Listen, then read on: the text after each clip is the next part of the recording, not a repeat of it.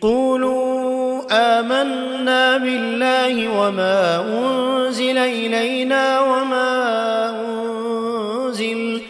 وما أنزل إلى إبراهيم وإسماعيل وإسحاق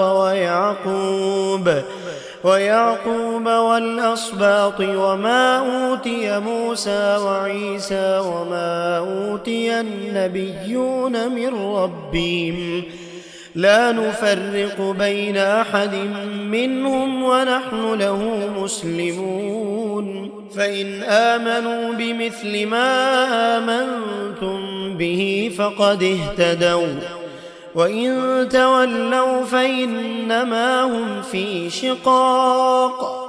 فسيكفيكهم الله وهو السميع العليم صبغة الله ومن أحسن من الله صبغة ونحن له عابدون قل أتحاجوننا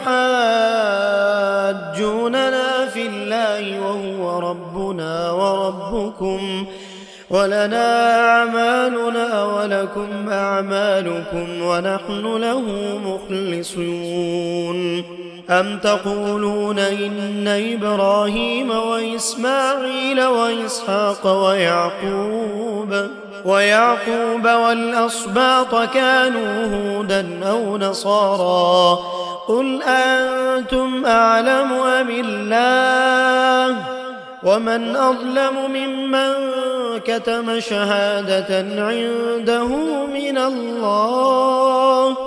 وما الله بغافل عما تعملون تلك أمة قد خلت لها ما كسبت ولكم